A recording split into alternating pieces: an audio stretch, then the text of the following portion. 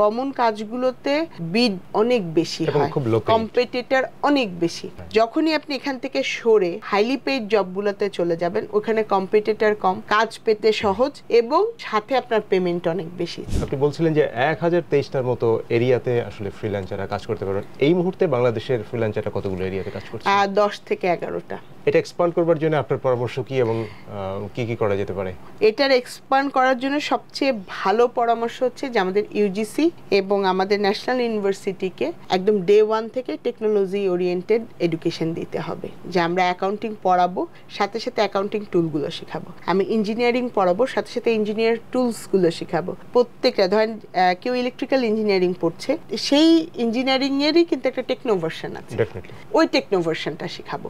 আসেন, আমাদের দেশে অনেক কিছু শেখানো হয়, কিন্তু আজ পর্যন্ত কি আমাদের বুয়েট বা বড় বড় জায়গাতে চিপসেট ডিজাইনিং শেখানো হয়েছে? হয় না। কিন্তু এত বড় চিপসেটের দুনিয়া কেন আমাদের দেশে এমবেডেশন হলো না? সো চিপসেটের যে অ্যাসিক ডিজাইন বা চিপসেট ডিজাইনিং যেটা আমরাকে বলি, সেই জায়গাটা থেকে তোকে লোক তৈরি হয়নি। এবং আমি বলবো যে খুব ভালো ফ্রিল্যান্সার মার্কেট আমরা তৈরি করতে পারি যদি কমন কাজগুলো থেকে বের হয়ে যেতে পারি, কারণ কমন কাজগুলোতে বিড অনেক বেশি হয়, কম্পিটিটর অনেক বেশি। যখনই আপনি এখান থেকে সরে হাইলি পেইড জবগুলোতে চলে যাবেন, ওখানে কম্পিটিটর কম, কাজ পেতে সহজ এবং সাথে আপনার পেমেন্ট অনেক বেশি। ওয়ালটন আবারো মিলিয়নিয়ার অফারে ওয়ালটন ফ্রিজ কিনে আপনিও হয়ে যেতে পারেন মিলিয়নিয়ার। চ্যালেঞ্জেসগুলো কম। সো আমাদের ছোট বলবো না, যে আমাদের স্কুল লেভেল থেকে বিশাল বিশ্বের যে একটা দুনিয়া আছে।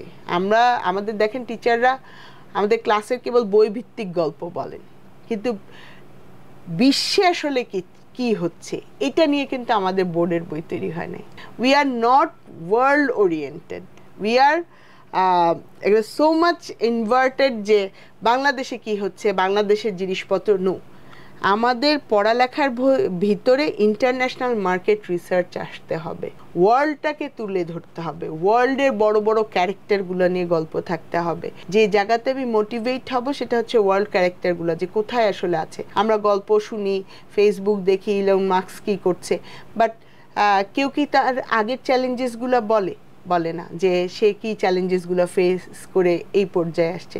একটা বাচ্চাকে যখন ছোটবেলা থেকে তার চ্যালেঞ্জেসগুলো শিখাবেন, এই জায়গাটায় যেতে হলে এই ধরনের চ্যালেঞ্জেস মোকাবেলা করতে হবে, তখন কিন্তু সফলতার সিঁড়িগুলো ইজিলি পার করবে। কিন্তু আমরা কখনো চ্যালেঞ্জেসগুলো বলতে রাজি না, এবং এই চ্যালেঞ্জেস পার করতে পারলে কত বিশাল দুনিয়াটা যে তার জন্য পড়ে আছে এটাও বলি না। সো স্বপ্নটাই দেখায় ছোট করে, স্বপ্ন ছোট করে দেখালে তো আসলে চিন্তা করার জায়গাটা কমে যাবে।